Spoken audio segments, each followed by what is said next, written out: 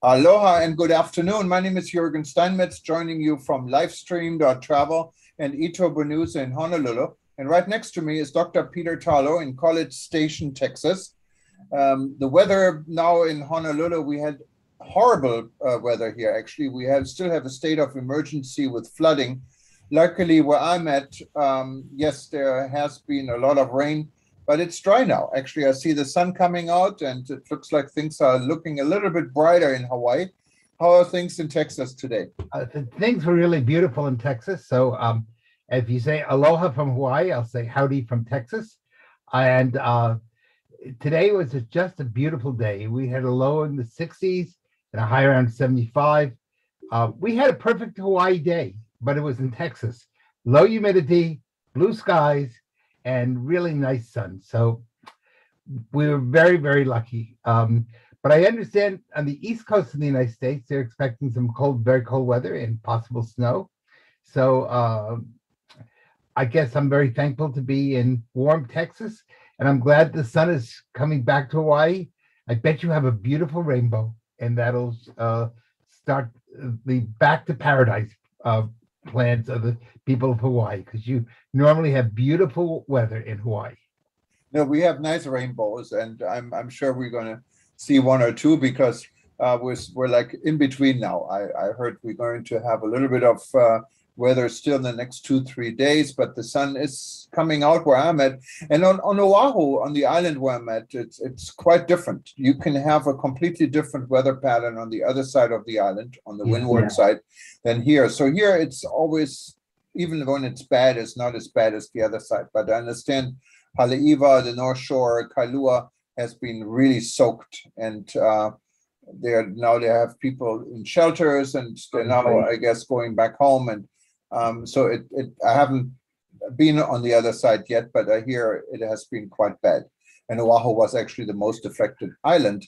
And here, surprisingly, blue sky I see over the ocean, so that's good. But well, let's hope that the weather clears and that there are no deaths and not too much physical damage, because I know that's always a terrible thing. And there are lots of poor people in Hawaii, and when the weather is really bad, I don't know, if it doesn't impact their housing and their homes. So let's pray that no one got hurt. Yeah, definitely. And talking about rebuilding is also about the new the new part of the virus. And I think there's some good news really coming out, both from the United States, and it started actually from South Africa when the virus was first detected. And I think it caused some of the frustration in Africa, that doctors always said it's really not that bad. It might be more contagious, but it's very light. And so far, I heard there really hasn't been anyone dying, and hardly anyone hospitalized. So, Peter, what do you think? I mean, we closed I the think borders. Are we going to open the borders as quick as we close them? It'd be nice. I think that we don't close borders when people have colds, and we don't close borders when people have the flu, and we assume that people who have a cold or have flu are smart enough just to stay home and not to travel. And I think the same thing appears, and if that appearance is correct, and that's always an if, but if that appearance is correct, that this is basically like having a cold and nothing more than that, then it seems pretty silly to be willing to destroy an entire industry, people's lives, people's economies, people's well-being, especially prior to the Christmas and New Year holidays in the Western world. And this is a time when people should be traveling, and a chance for the tourism industry to recover a little bit of the tremendous economic losses that it suffered. And again, if we discover that it's nothing more than a bad cold or the equivalent of a bad cold, so you know what? People get colds from other people also. We do have masks today. We hopefully most people are being vaccinated not only against COVID, but also against influenza. And that will permit, I think, travel. So I think this concept of constantly closing travel is really a negative. And at this point, the world really needs to come and learn to live with COVID. It's going to be here for a long time. We might as well get used to it.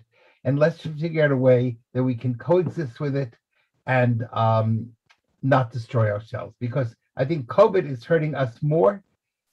We are hurting ourselves more than COVID is hurting us. And that's not smart. And Peter, and of course, this is an international issue. I mean, here in the United States, at least here in Hawaii, I don't see a lot of difference between before we had the new strain and after. So things pretty much are the same. But when it comes to international travel, specifically in the southern part of Africa, is pretty much isolated because of it. And so is Japan. So it takes the international leadership to really wake up the world and say, okay, look, I mean, we did this. The UK closed the border, was the first country. So let's try to reverse it as quickly as we can. We did it the other way because we're all learning going through this virus. And sometimes I think that politicians are afraid to admit that they made a mistake or they overreacted. And of course, the Africans are very upset because they feel that it was kind of discrimination against Africa. And I don't know if that's true or not true, but what I do know is that there's no reason at this point to isolate Africa or any of the other places.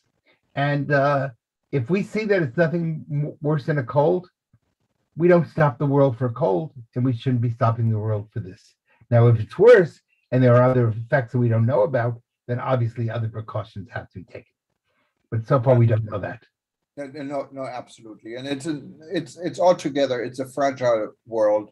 I mean, we discussed earlier the situation in Ukraine and Russia, that hopefully is not going to escalate too much more. Of course, it would be tragically, the United States are already preparing a plan how to evacuate US citizens from Ukraine if something more severe would happen. The last thing in the world that European tourism needs, and we're not going to get into the politics of it, but let's talk about the tourism politics of it.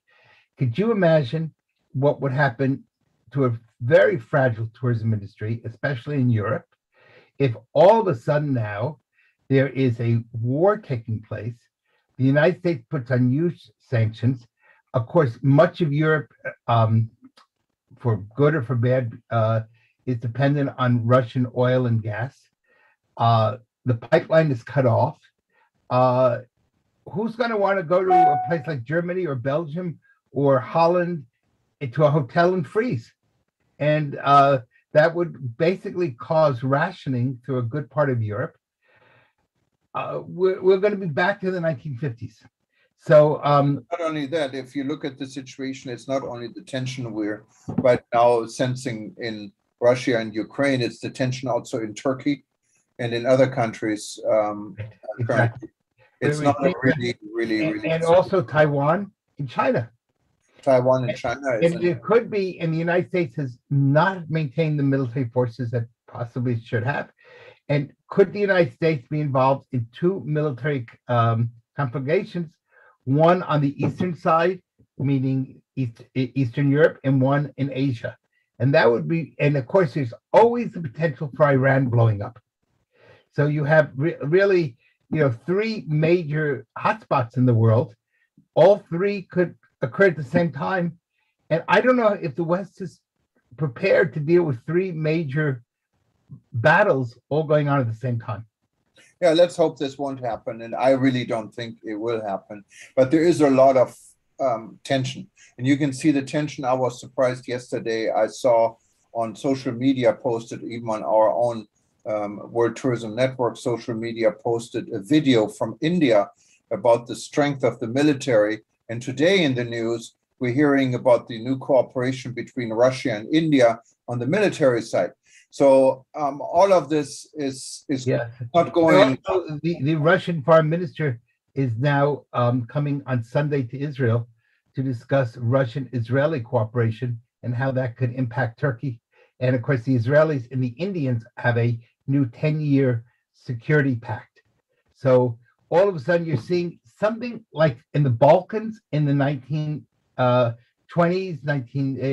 1910s, I guess, prior to World War I, with the potential for all sorts of nation realliances could take place, and that could create really lots of chaos in the world. And tourism is chaos abhorrent. When people are afraid, they don't travel. And so they've been afraid because of COVID. And now, if we add to it the equation of political instability, that's almost a death knell for the tourism industry. So it would be a really difficult situation, to say the least. And of course, luckily, we're not there yet, not even close. So we shouldn't overreact. But No, these we're are not going to overreact. But hopefully people are paying some sort of attention. The tourism industry, of course, doesn't have control the political world, and we understand that. But the tourism industry should be prepared to be thinking always best scenario and worst scenario. And how do you deal with a crisis if it comes along? You don't want to deal with a crisis after it happens. You want to, in good crisis management, be prepared. Should this happen, how will I react? What's my plan? You can always modify a crisis plan, but you don't want to create a crisis plan once a crisis has already occurred. You want to have something prior on which to work from. Well, Peter, we're living in exciting times, and it never stops. So every day is another height of something. Yes, yes, it's no doubt about it. But there are other parts of the world that really are starting to think through. We might want to mention that today is the 21st anniversary of the founding of the tourism police in the Dominican Republic. So felicidades, congratulations to Politur is the name of the tourism police in the Dominican Republic.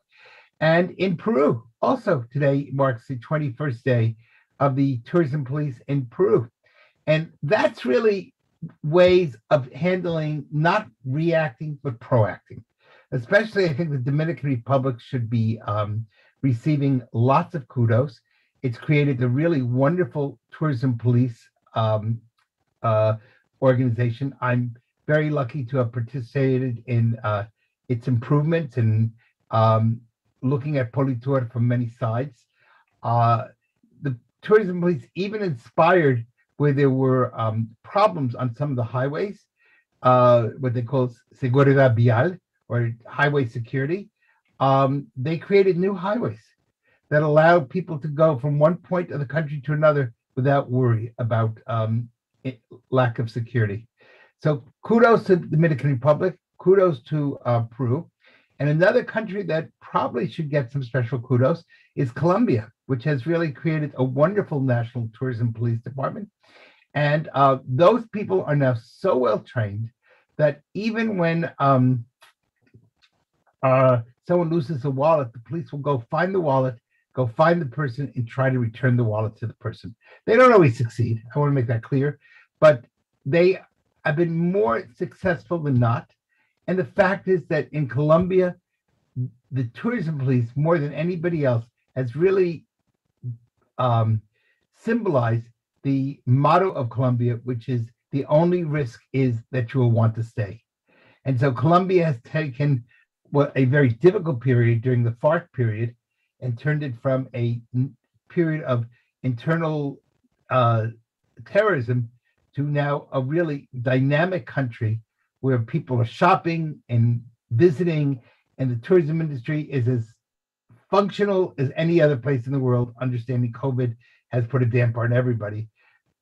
But again, those are three police departments that all deserve a shout out from us. Well, Peter, on this note, I think we covered a lot today. Yeah. And let's change the world and make it a better one. And we talk to you tomorrow. And okay. We see how everything is going. And from my end, I can only say mahalo. That means thank you in Hawaiian, and I'm not Hawaiian, obviously, so I should maybe say Dankeschön. We have a lot more to talk about this week. I think there's these World Scholar conferences going up. They're having new election and so forth. So it's going to be a lot going on. But from this end, we will repeat this live stream a number of times. You can see us in the next few hours again, and tomorrow they're going to be another day. But you can always go back to our YouTube channel. Just click on the YouTube link right on top of eTurbo News, and you can actually listen to all our previous broadcasts. So from here, I can only say good night, good day, Peter, and we'll catch up tomorrow.